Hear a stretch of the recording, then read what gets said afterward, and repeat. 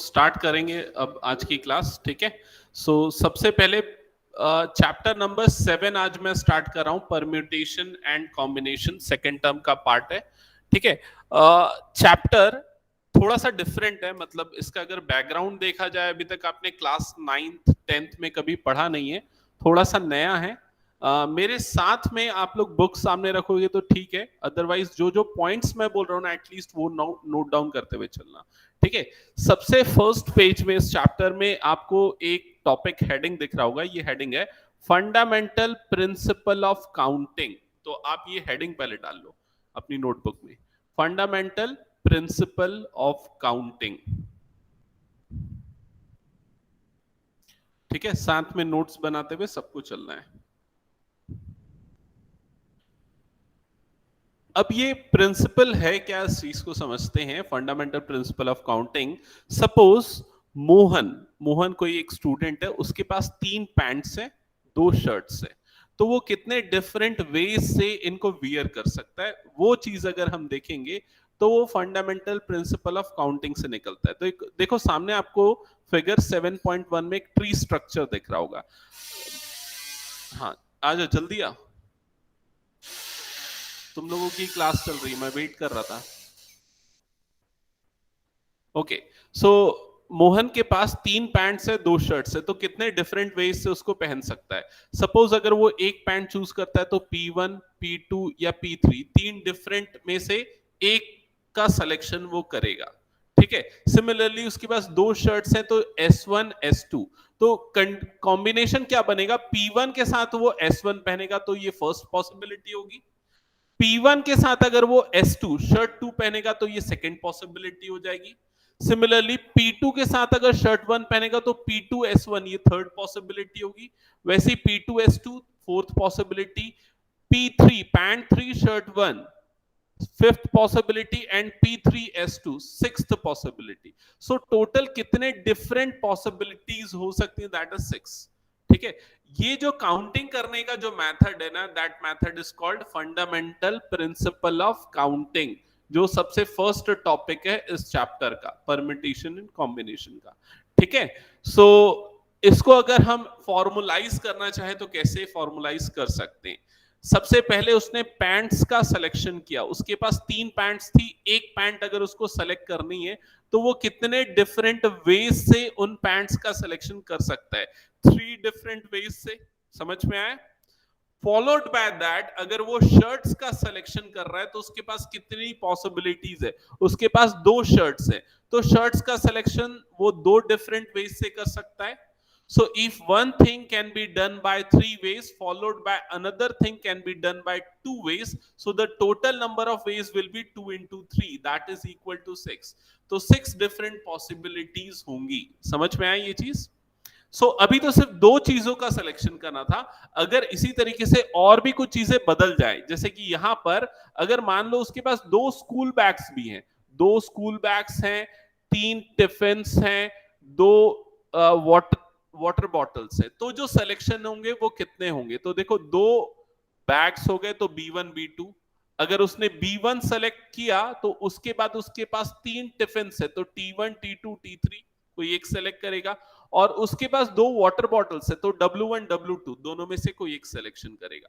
तो अगर देखा जाए तो टोटल कितने वेज बन रहे हैं, 1 2 3 4 5 6 7 8 9 10 11 12 डिफरेंट वेज बन रहे हैं। तो अगेन इसका सिंपल फॉर्मुलाइज्ड वे क्या होगा, number of ways by which he selecting bag is 2, because उसके पास 2 बैग है तो 2 डिफरेंट वेज हो सकते हैं सिलेक्शन के। Followed by that he has 3 tiffins, so he can select a tiffin by 3 different ways.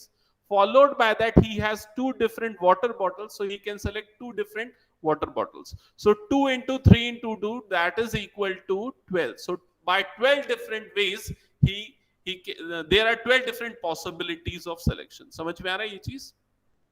So same approach use होती है और भी कई जगह पे, जैसे कि अगर मैं आपको कोई 5 डिजिट्स दे दूं, 1 2 3 4 एंड 5, सपोज आपके पास 5 डिफरेंट डिजिट्स है, ठीक है। अब अगर मैं पूछ रहा हूं कि बताओ 2 डिजिट वाले कितने नंबर्स बन सकते हैं, 2 डिजिट वाले कितने नंबर्स बन सकते हैं इनमें से, तो हम पॉसिबिलिटी काउंट करेंगे।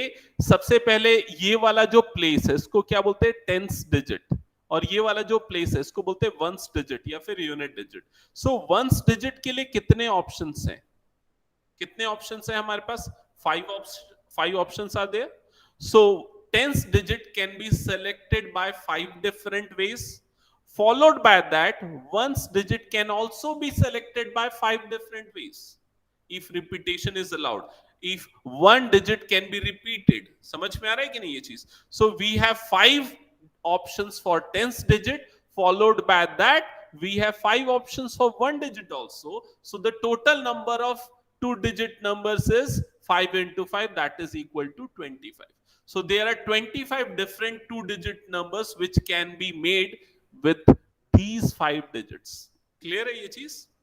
now consider that we cannot repeat the digit, मतलब रिपीटेशन अलाउड नहीं है डिजिट्स का, और सेम 5 डिजिट्स हमारे पास अवेलेबल है। सो टेंस डिजिट के लिए कितने ऑप्शंस हैं, अभी उसके पास 5 ऑप्शंस हैं, लेकिन वंस डिजिट के लिए उसके एक ऑप्शन की कमी हो गई क्योंकि एक ऑप्शन यहां पर यूज हो चुका है। सो अब इसके पास कितने ऑप्शन है, 4 ऑप्शन है। सो 5 into 4 that is 20। So 20 different two digit numbers can be form. Clear है ये चीज। सो यूजुअली ऐसा जो क्वेश्चन है ना, जो अभी मैंने आपको बताया फंडामेंटल प्रिंसिपल ऑफ काउंटिंग, ये डिफरेंट नंबर ऑफ डिजिट्स कितने बनेंगे ये फाइंड आउट करने के लिए, डिफरेंट वर्ड्स कितने बनेंगे ये फाइंड आउट करने के लिए यूज होता है। ठीक है, मैं एक और एग्जांपल देता हूं। सपोज हमारे पास 5 लेटर्स हैं, ए बी सी डी और ई, ये 5 लेटर्स है। मैं ये बोल रहा हूं कि 3 लेटर वाले कितने वर्ड्स हम फॉर्म कर सकते हैं अगर repetition of letter is not allowed. So first place पे हमारे पास कितने लेटर्स की पॉसिबिलिटी है, फर्स्ट प्लेस पे अगर हमको एक लेटर सेलेक्ट करना है तो हमारे पास कितने ऑप्शंस हैं, 5 ऑप्शंस हैं। सेकेंड प्लेस पे हमारे पास एक ऑप्शन कम हो जाएगा क्योंकि एक यहां पर यूज हो चुका है, तो इसलिए सेकेंड प्लेस पे हमारे पास 4 ऑप्शंस हैं। थर्ड प्लेस पे हमारे पास कितने ऑप्शंस होंगे, 3 ऑप्शंस होंगे। So 5 into 4 into 3 that is equal to 60, sorry yes 60। so 60 different 3 letter words can be formed with these digits। समझ में आया कि नहीं ये चीज। सो मैंने अभी ये 2-3 एग्जांपल से आपको सिर्फ ये समझाया कि फंडामेंटल प्रिंसिपल ऑफ काउंटिंग कहां पर यूज होता है और कैसे यूज होता है। ओके अब इसी चीज को, अच्छा ये जो मैंने मेथड बताया ना, इसी चीज पे बेस्ड है पूरी की पूरी फर्स्ट एक्सरसाइज। और एक स्टेटमेंट जो कि मैं बार बार यूज करूंगा और आप लोगों को अपनी कॉपी में नोट डाउन करनी है, वो ये है जो यहाँ पर हाईलाइटेड है बुक में पेज नंबर 136 पे, और इसको समझना, मैं रीड कर रहा हूं। If an event can occur in m different ways, if an event can occur in m different ways, following which another event can occur in n different ways, मतलब उसके बाद सेकेंड इवेंट n वेज से हो रहा है, then the total number of occurrence of the event in the given order is m cross n। Clear है। ये वो जो थ्योरम मैंने बताया उसकी स्टेटमेंट है जिसका मैंने प्रीवियस कुछ एग्जांपल्स में आपको एक्सप्लेन किया था। ठीक है, ये चीज आपकी कॉपी में नोट डाउन होनी चाहिए। आप अभी इसको टिक करके रख लो और घर जाने के बाद आपका होमवर्क रहेगा स्टेटमेंट को नोट डाउन करना। Okay, now the same statement is extended for the third event also, m into n into p, आपके बुक में यहां पर नीचे दिख जाएगा। ठीक है, अगर थर्ड इवेंट ऑकर होता है, जैसे मैंने थोड़ी देर पहले एग्जांपल दिया था बैग, वाटर बॉटल, टिफिन वाला, सो सेम यहां पर भी एप्लीकेबल है। ओके ओके, अब एग्जांपल्स देख लेते हैं कुछ जल्दी से। सबसे पहले एग्जांपल नंबर 1 सामने देखो, यहां स्क्रीन पे आपको दिख रहा है। Find the number of 4 letter words with or without meaning which can be formed out of the letter of the word rose। तो rose इस वर्ड के जो लेटर्स हैं उनसे कितने 4 लेटर वाले वर्ड्स फॉर्म किए जा सकते हैं where the repetition of letter is not allowed। Clear है। so we have 4 different letters ROSE and we have 4 vacant places, ये 4 बॉक्सेस बने हुए। Repetition of letter is not allowed. So first place पे हमारे पास कितने ऑप्शन होंगे? 4 options होंगे. सेकंड प्लेस पे 3 ऑप्शंस होंगे. थर्ड प्लेस पे 2 ऑप्शन होगा और फर्स्ट प्लेस पे सिर्फ एक ऑप्शन होगा. सो तीनों का मल्टीप्लिकेशन कर दो, कितना आ जाएगा ये multiplication? 24. So there are 24 different 4-letter words which can be made out of these. Clear है ये चीज? अब इसके सॉल्यूशन में ना कोई मैथमेटिकल सॉल्यूशन नहीं है, आपको सिर्फ स्टेटमेंट लिखनी है. जैसे यहां पर आपको एग्जांपल में बताया, देखो क्या लिखा है. There are as many words as there are ways of filling 4 vacant places.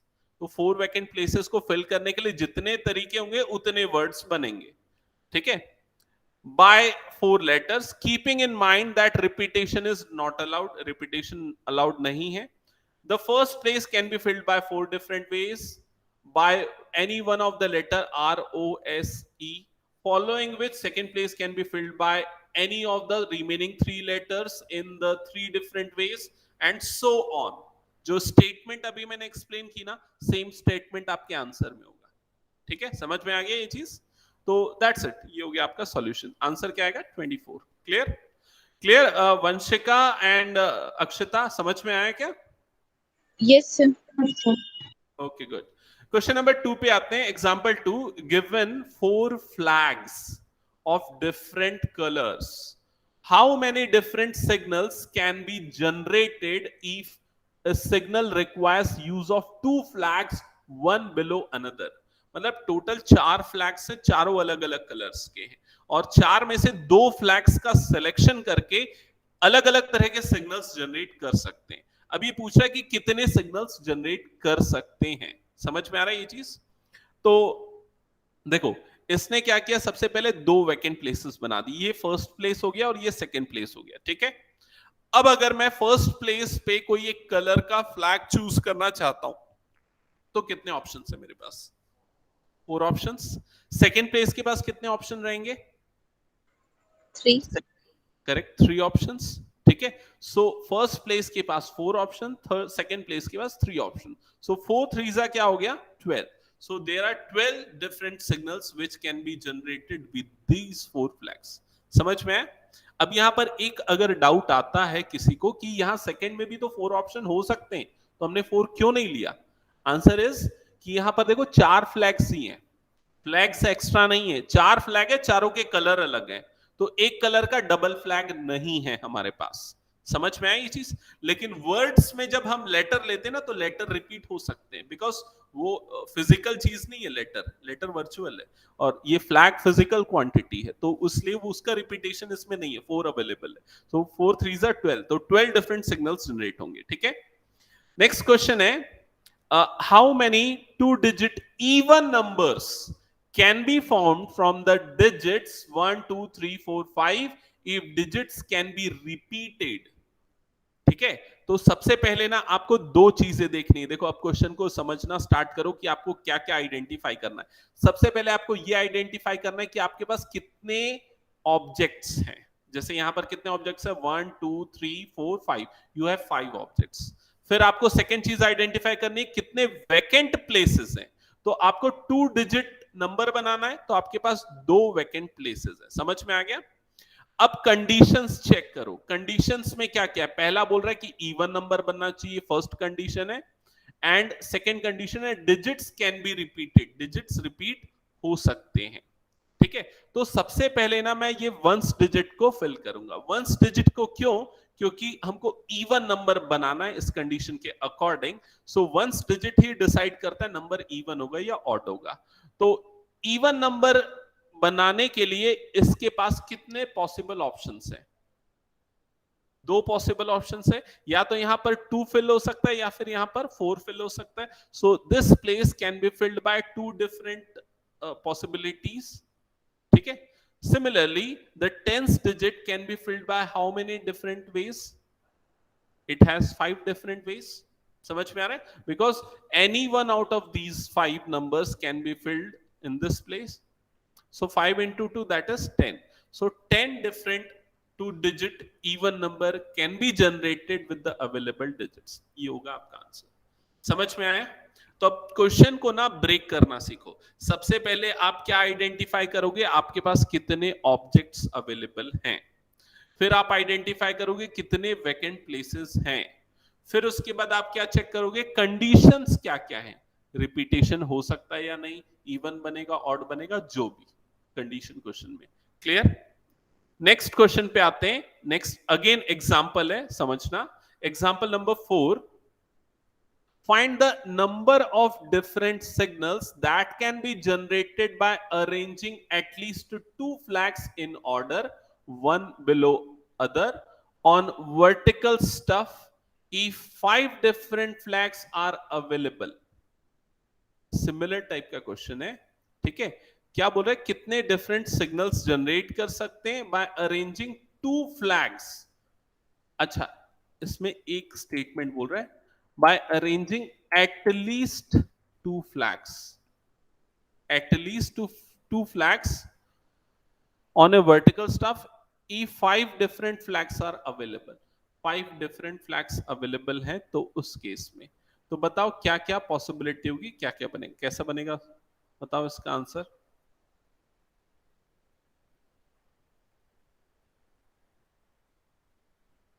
Question पढ़ो अच्छे से, समझो, अदरवाइज मैं तो एक्सप्लेन करूंगा।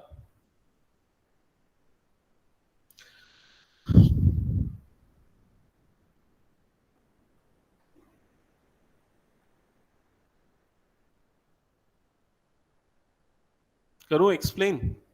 ओके, चलो देखो, यहां पर ना इसने कंडीशन क्या बोली कि जो सिग्नल जनरेट करना है that can be generated with at least two flags. ये कंडीशन इंपॉर्टेंट है। इस कंडीशन से ना ये समझ में आ रहा है कि अगर एक सिग्नल जनरेट करना है तो उसके लिए कम से कम 2 फ्लैग चाहिए या 2 से ज्यादा भी। तो हम कंसीडर करते हैं कि सबसे पहले 2 फ्लैग्स को लेके हम सिग्नल जनरेट कर रहे हैं। तो पहली पॉसिबिलिटी, जब हमने 2 फ्लैग्स को लेके सिग्नल जनरेट की तो उस केस में 2 फ्लैग वाले कितने डिफरेंट सिग्नल्स बनेंगे, पहले ये कैलकुलेट करते हैं। तो पहला फ्लैग जो सिलेक्शन करेंगे उसके लिए 5 ऑप्शंस हैं, दूसरे फ्लैग के सिलेक्शन के लिए 4 ऑप्शंस हैं, तो टोटल कितने हो जाएंगे, 20 different signals can be generated with 2 flags. Clear ये चीज? बट 3 फ्लैग्स का भी सिलेक्शन हो सकता है। तो अब हम सेकेंड कंडीशन लेंगे कि हम 3 फ्लैग्स कंसीडर करके सिग्नल जनरेट कर रहे हैं। तो 3 फ्लैग जब हम लेंगे तो कितने डिफरेंट सिग्नल्स बनेंगे। तो फर्स्ट प्लेस के पास 5 ऑप्शन, सेकेंड प्लेस के पास 4 ऑप्शन, थर्ड प्लेस के पास 3 option. So 5 into 4 into 3 that is equal to 60। So 3 flag से 60 डिफरेंट सिग्नल्स बनेंगे। अब उसके बाद नेक्स्ट केस क्या हो सकता है, 4 फ्लैग्स जब हम लेंगे तो कितने ऑप्शंस बनेंगे। तो 4 फ्लैग के केस में 4 into 5 into 3 into 2 इतने डिफरेंट सिग्नल्स बनेंगे। और जब हम 5, हाँ 1 मिनट, कोई आया है क्या, 1 सेकेंड, अंदर आ जाओ।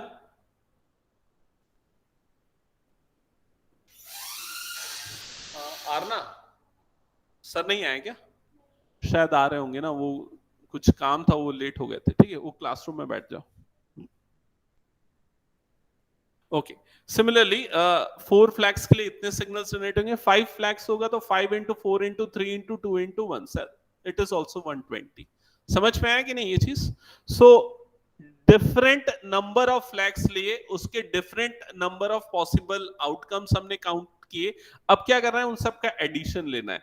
2 फ्लैग वाले कितने सिग्नल्स बन रहे थे, 20, 3 फ्लैग वाले 60, 4 फ्लैग वाले 120 और 5 फ्लैग वाले 120। इन सब का एडिशन करोगे तो टोटल कितना आएगा, 320। So total 320 different signals can be generated with 5 different flags taking at least 2 at a time. समझ में आ रहा है ये चीज? क्लियर? किसी को कुछ डाउट तो पूछना। वंशिका और अक्षता, तुम दोनों को समझ में आया? Yes, sir. ओके, सो अब एक्सरसाइज 7.1 जो है ना, यहां से अब आप लोग स्टार्ट करोगे सॉल्व करना, ठीक है। मैं क्वेश्चन बस एक्सप्लेन करूंगा, कुछ डाउट होगा तो पूछना, अदरवाइज आप लोग ट्राई करना, ठीक है। सो क्वेश्चन नंबर 1 मैं एक बार रीड कर रहा हूं बस। How many 3 digit numbers can be formed with the digits 1 2 3 4 5, assuming that condition 1 is repetition of digits is allowed. Answer करो.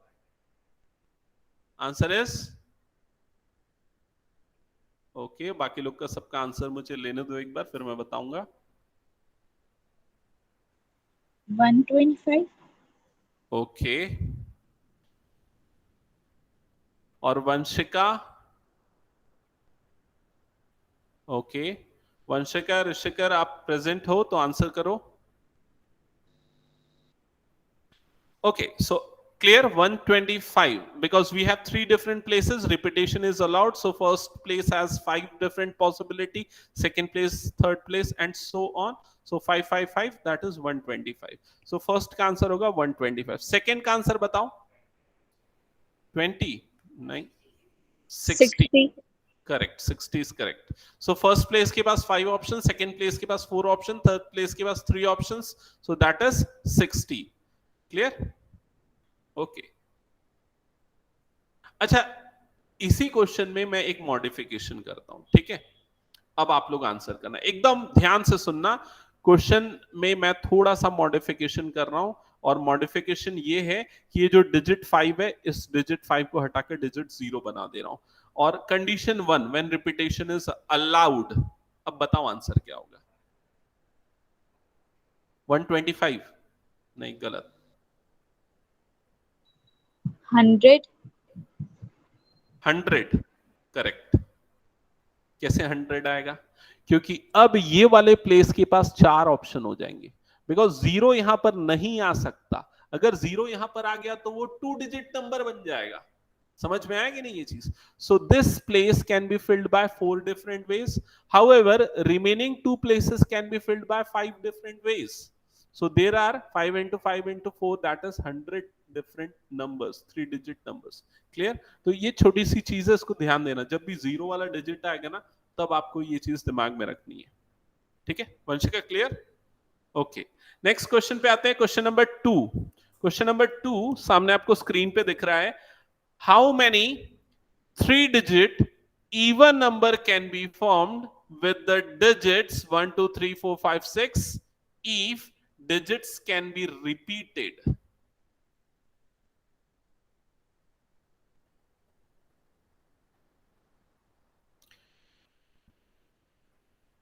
Three digit even number digits can be repeated.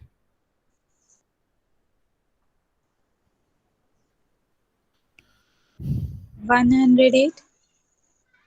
Okay. 108. इस वाले place के पास कितने options हैं? 3 options. बाकी places के पास कितने कितने ऑप्शंस हैं? 6 and 6. So 6 into 6 into 3, that is 108. Clear. इसके सॉल्यूशन में आपको स्टेटमेंट ही लिखना है. ठीक है, आप भले ऐसा ऐसा लिख सकते हो इस तरह से, जो मैंने वैकेंट प्लेसेस बनाए ना, और उसके बाद वही once digit can be filled by 3 different ways, since it must to be an even number it must be either 2 4 6 and so on. ये आपको स्टेटमेंट लिखना है. Question number 4. चलो अब मैं क्वेश्चन भी नहीं पढ़ूंगा, आप लोग आंसर करो. 4 नहीं 3 है ना? हाँ 3.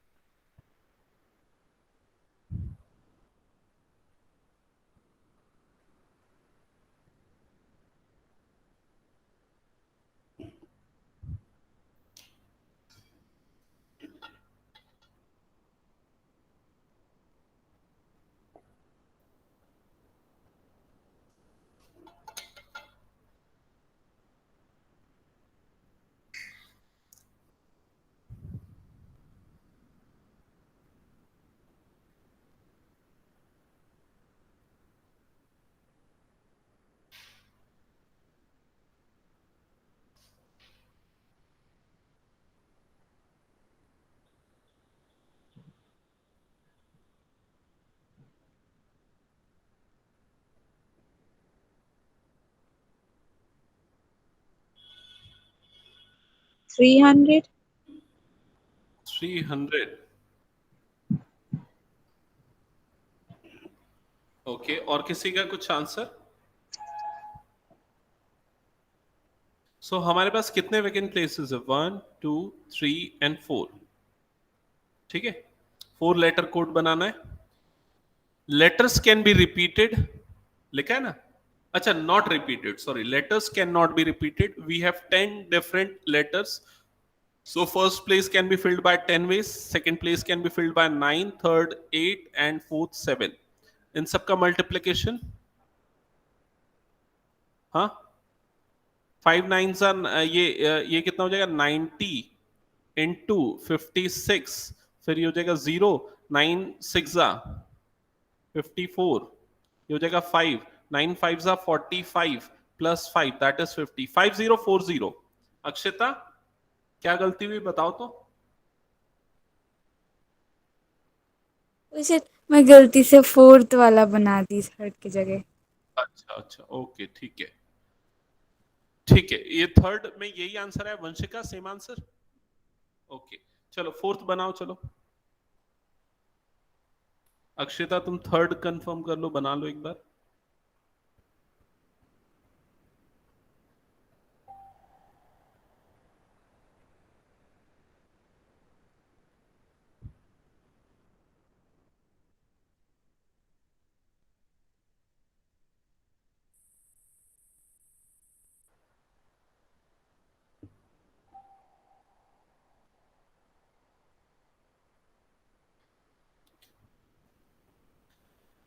Five digit telephone number can be constructed using digits 0 to 9 if each number starts with 6 7 and no digit appears more than once.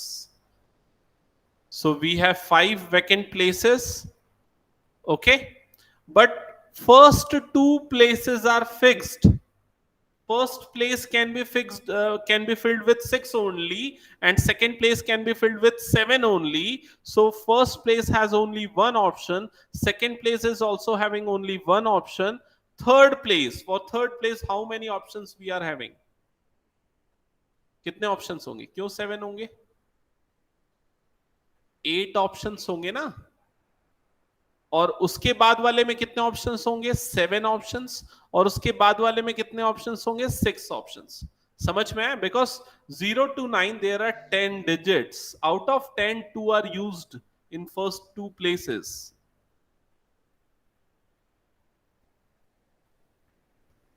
सो क्या रहा है फाइनल आंसर? 56 into 6, 336। ये आ रहा है 336। ओके, वंशिका हो गया? क्वेश्चन 5, चलो क्वेश्चन 5 सॉल्व करो।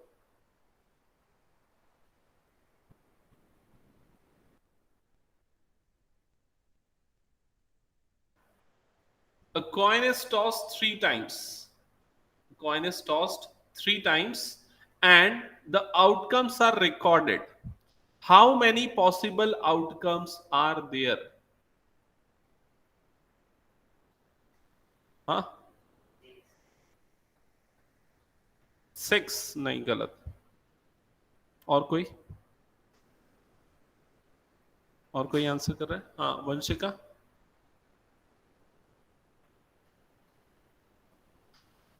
एक कॉइन को 3 बार टॉस कर रहे हैं तो हमारे पास कितने वैकेंट प्लेसेस हुए? 3 वैकेंट प्लेसेस हुई। अब फर्स्ट टॉस में क्या आ सकता है आउटकम? या तो हेड आ सकता है या टेल आ सकता है। सो उस केस में हमारे पास 2 ऑप्शन है। थर्ड प्लेस में भी या तो हेड आएगा या टेल आएगा, तो 2 ऑप्शन है। थर्ड में भी 2 ऑप्शन है। याद रखना, मल्टीप्लीकेशन होना, एडिशन नहीं कर देना। ठीक है, so 2 into 2 into 2 that is 8। So 8 different option, 8 different possible outcomes are there. ठीक है, नेक्स्ट क्वेश्चन नंबर 6। ये फ्लैग वाला क्वेश्चन हमने जो एग्जांपल में किया था सिमिलर टाइप का है।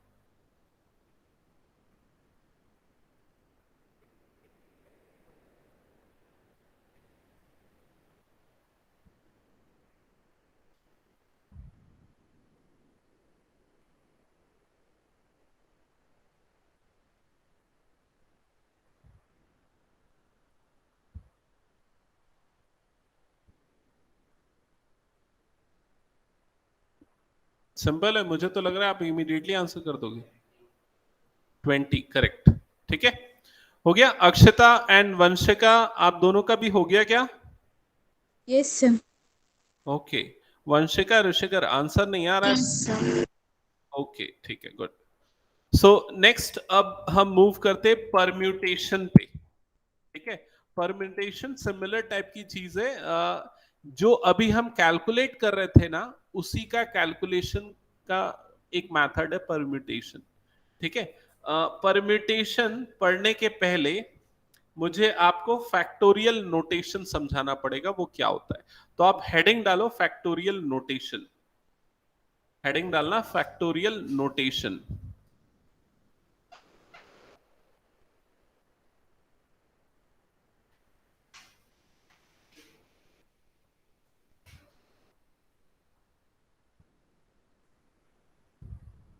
लिख लिया? ओके, अब सिर्फ एक लाइन मैं यहां पर समझा रहा हूं, बाकी थ्योरी में ज्यादा नहीं जाऊंगा, सीधा आपको प्रॉब्लम्स बताऊंगा।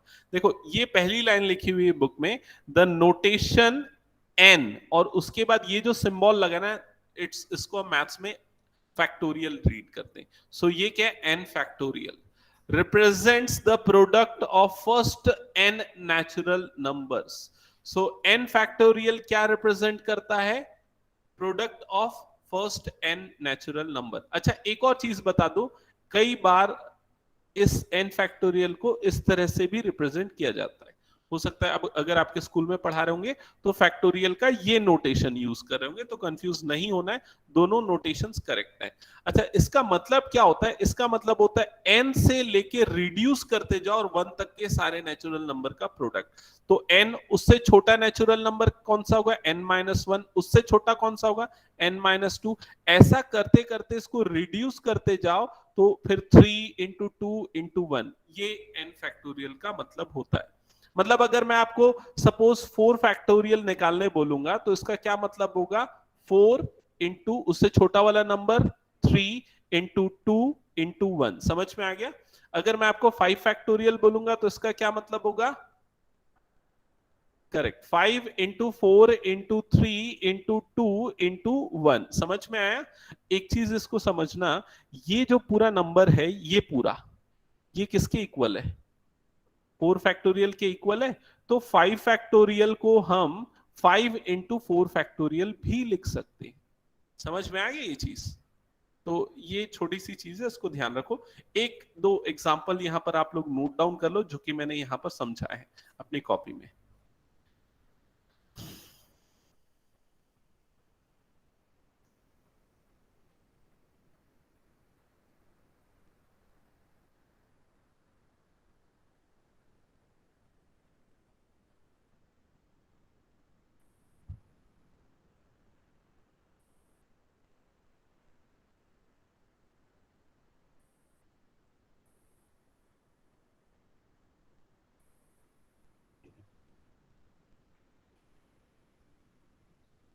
हो गया ये नोट डाउन?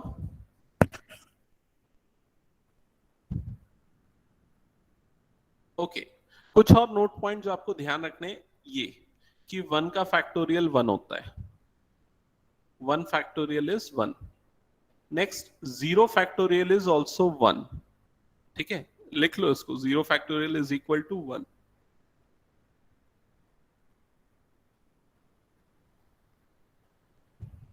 ठीक है, ये वाली लाइन भी समझना, अगर n फैक्टोरियल है तो उसको हम क्या लिख सकते हैं? n into n minus one का फैक्टोरियल। समझ में आ रहा है ये चीज?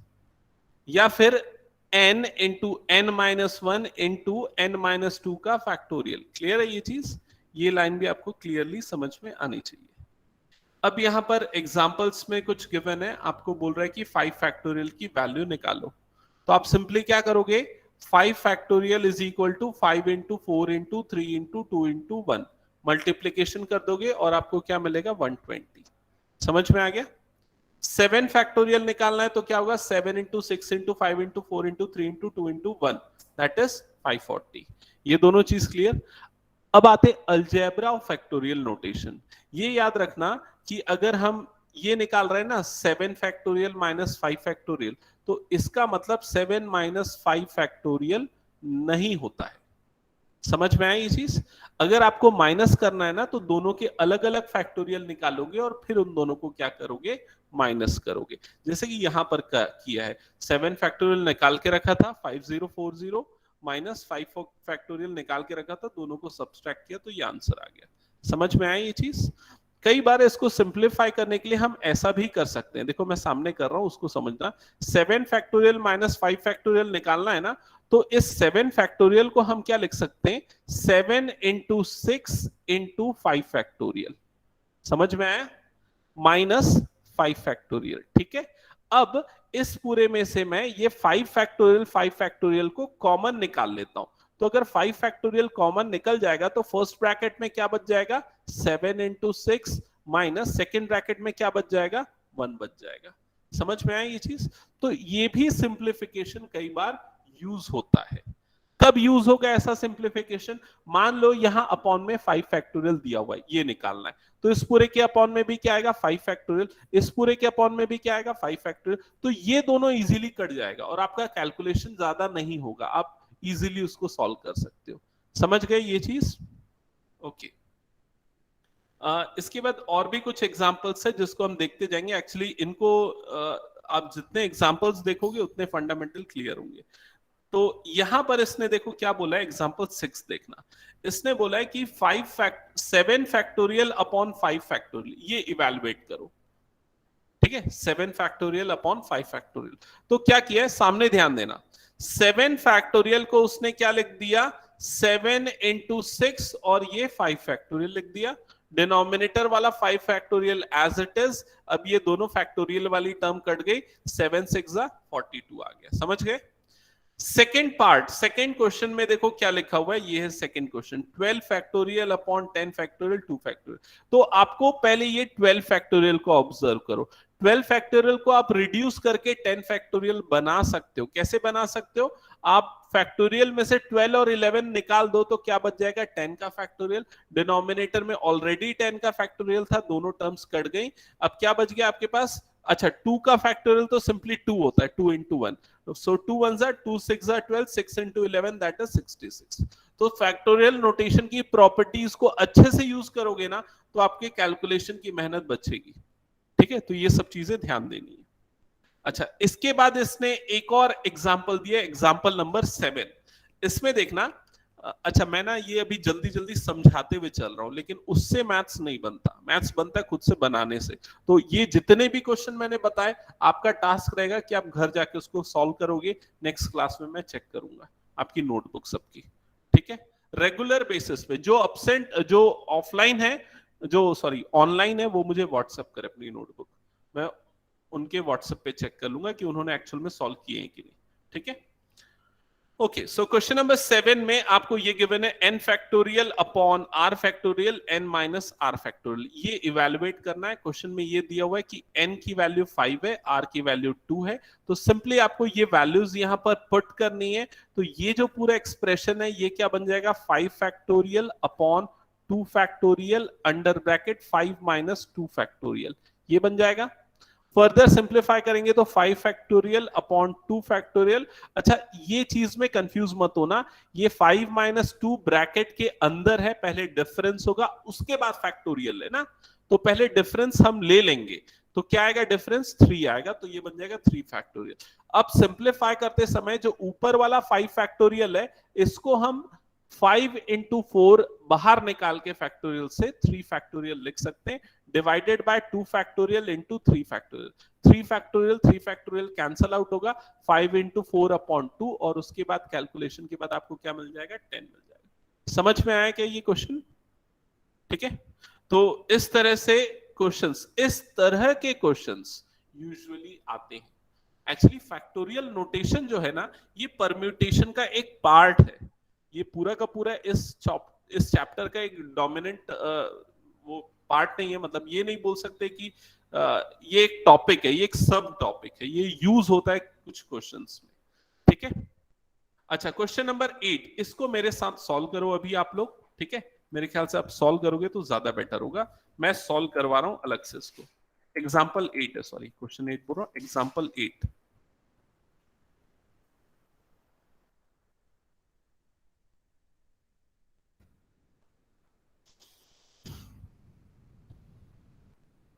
ओके, तो यहां पर देखो क्या लिखा हुआ है आपको, लेफ्ट हैंड साइड पे दिख रहा है 1/8 फैक्टोरियल प्लस 1/9 फैक्टोरियल, और राइट हैंड साइड पे x/10 फैक्टोरियल। इसको इसमें इसको सॉल्व करके आपको x की वैल्यू निकालनी है। मैं इसके दो अलग अलग तरीके बताऊंगा, दोनों तरीके समझना, ठीक है मयंक? ध्यान दो इधर। सबसे पहला तरीका देखो, यहां पर ये 1/8 factorial plus 1/9 factorial is equal to x/10 factorial. पहला तरीका मैं ये यूज कर रहा हूं कि सारे फैक्टोरियल नोटेशन को देख रहा हूं, देखता हूं कि सबसे छोटा फैक्टोरियल नोटेशन कौन सा है, दैट इज 8 फैक्टोरियल। तो हम बाकी जो बड़े वाले उनको भी 8 फैक्टोरियल के फॉर्म में लाने की कोशिश करेंगे। उसके लिए देखो, इसको तो कोई चेंज नहीं करूंगा, 1/8 फैक्टोरियल प्लस 1/9 फैक्टोरियल में से 9 बाहर निकलेगा तो 9 इंटू ये क्या बन जाएगा, 8 फैक्टोरियल। और राइट हैंड साइड में से ये जो 10 फैक्टोरियल है, इसमें से 10 और 9 बाहर निकालूंगा तो क्या बच जाएगा, 8 फैक्टोरियल बच जाएगा। समझ में आया? अब लेफ्ट हैंड साइड में से 1/8 फैक्टोरियल ये कॉमन निकलेगा, तो ब्रैकेट के अंदर क्या बचेगा लेफ्ट साइड में, बताओ?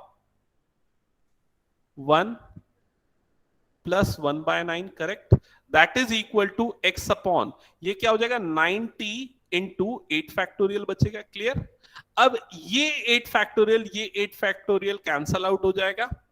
अब लेफ्ट हैंड साइड को अगर आप सिंप्लीफाई करोगे तो ये 1 प्लस 1/9, इन दोनों का एडिशन कितना हो जाएगा, 10/9 हो जाएगा। एलसीएम अगर लोगे तो 10/9 is equal to x upon 90।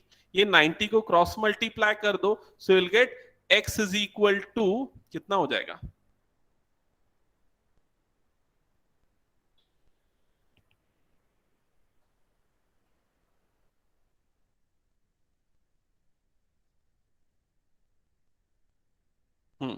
x is equals to 90 into 10 upon 9, 9 ones are 9 tens are, so you'll get x is equal to 100। समझ में आया कि नहीं फर्स्ट अप्रोच? ठीक है, अब सेकंड अप्रोच समझना। सेकंड अप्रोच इसी टाइप की, थोड़ा सा एक आपको डिफरेंस देखने मिलेगा इसमें। देखो, अब हम क्या करेंगे, सबसे बड़ा वाला नंबर लेंगे। सबसे बड़ा कौन सा है, 10। तो अब हम बाकी को 10 फैक्टोरियल बनाएंगे, 8 और 9 वाले को।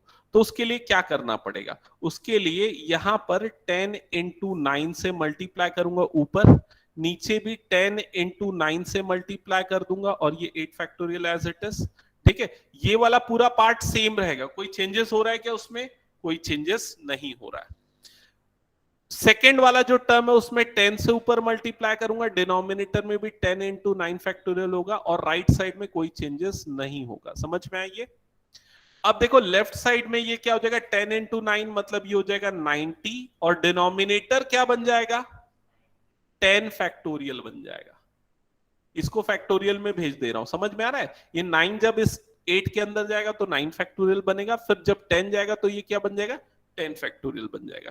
वैसे ही जो सेकंड पार्ट है उसमें ये 10 अपॉन क्या हो जाएगा, 10 फैक्टोरियल बन जाएगा, और राइट साइड में x अपॉन क्या हो जाएगा, 10 फैक्टोरियल हो जाएगा। समझ में आया? अब हम क्या करेंगे, लेफ्ट साइड में से 1/10 फैक्टोरियल कॉमन निकालेंगे, क्या बच जाएगा, 90 प्लस 10, और राइट साइड में x upon 10 factorial. 10 factorial cancel out हुआ, x इज इक्वल टू क्या मिल गया, 90 plus 10 that is equal to 100। समझ में आया? तो ये तरीका भी है। दोनों तरीके आपको आने चाहिए। कुछ क्वेश्चंस में फर्स्ट वाला इजी पड़ता है, कुछ क्वेश्चन में सेकंड वाला इजी पड़ता है। ठीक है, अच्छा ये भी हम कर सकते कि बैलेंस कर दे, बीच वाले 9 फैक्टोरियल के फॉर्म में लाके भी सॉल्व किया जा सकता है। 9 फैक्टोरियल के फॉर्म में लाके सॉल्व करना है तो हम फर्स्ट टर्म में 9 से मल्टीप्लाई 9 से डिवाइड करेंगे। समझ में आया कि नहीं?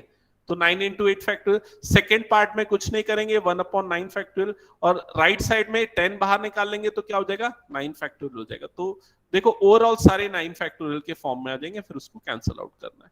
ठीक है, तो ये अप्रोच आपके अपने दिमाग में क्लियर रखनी।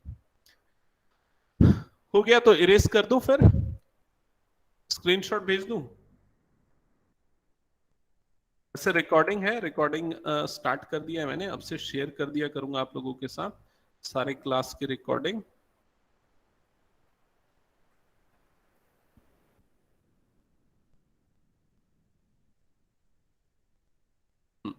अब हमारा है एक्सरसाइज पे 7.2। तो ये पूरा एक्सरसाइज आप लोगों को सॉल्व करना है पूरा। सबसे फर्स्ट 8 फैक्टोरियल आंसर करो।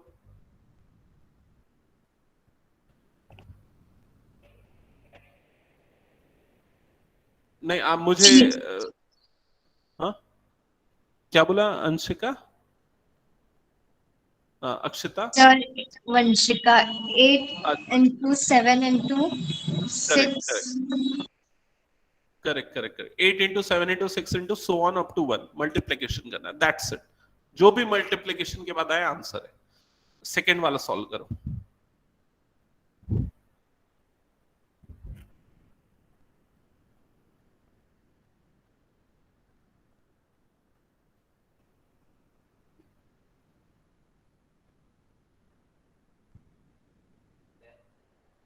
फोर फैक्टोरियल की वैल्यू कितनी होती है?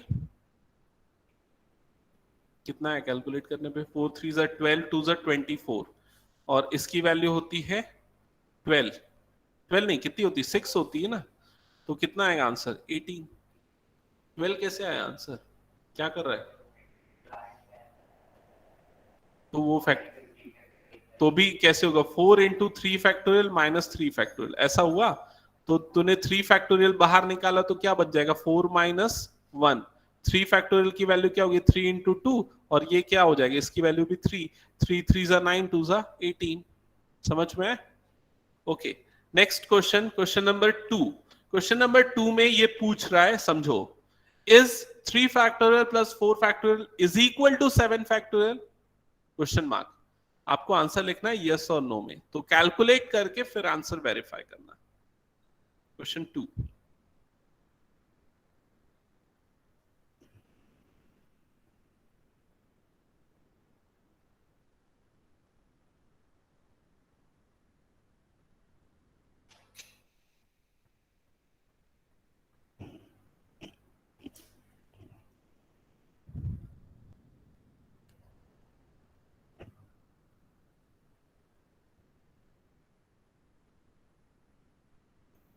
हाँ क्या आ रहा है? लेफ्ट हैंड साइड क्या आ रहा है बताओ? 30 और राइट हैंड साइड 5040। बहुत बड़ा नंबर है, दैट इज नॉट इक्वल। ठीक है। क्वेश्चन नंबर 3, चलो कैलकुलेट करो। ये कैसे कैलकुलेट करना है क्वेश्चन 3 में बताओ मुझे पहले।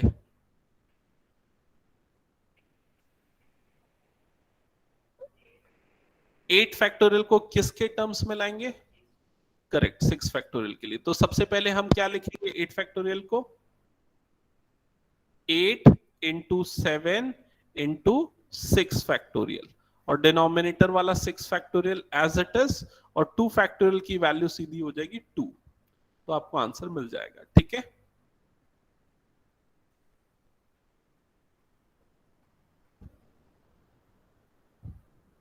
क्वेश्चन 4 और 5 ये दोनों भी अभी सॉल्व करोगे जल्दी जल्दी और मुझे आंसर चाहिए पूरे। ठीक है। और कहीं कुछ डाउट तो पूछना। ठीक है वंशिका, अक्षता? Yes, sir.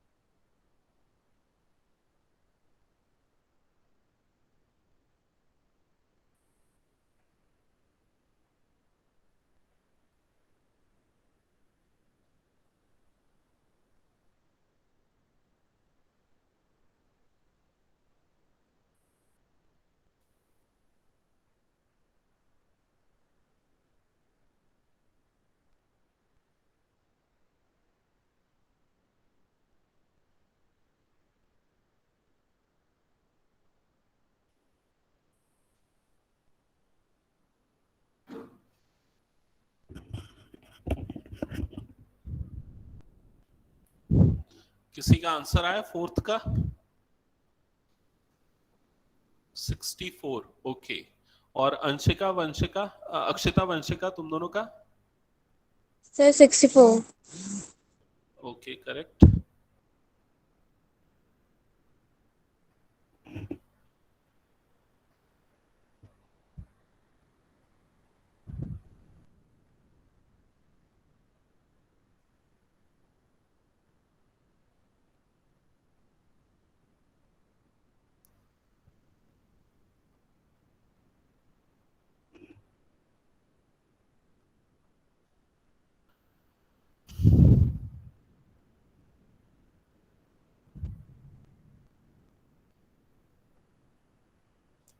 फिफ्थ का फर्स्ट बन गया?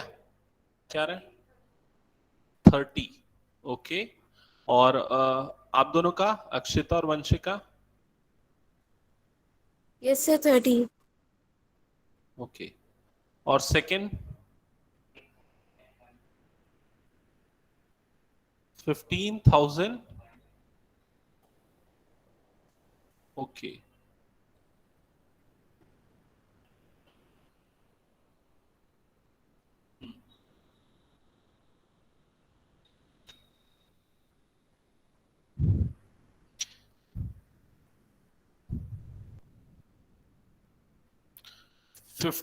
फिफ्थ का सेकंड आंसर आ रहा है 15,120।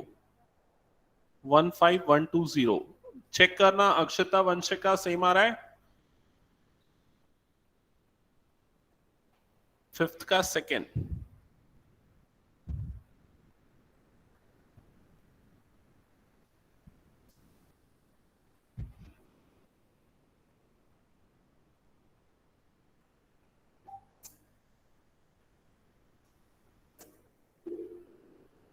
ओके, 72, 5.2। 72 किसका आंसर आ रहा है वंशिका? उसका तो नहीं आ रहा है 72।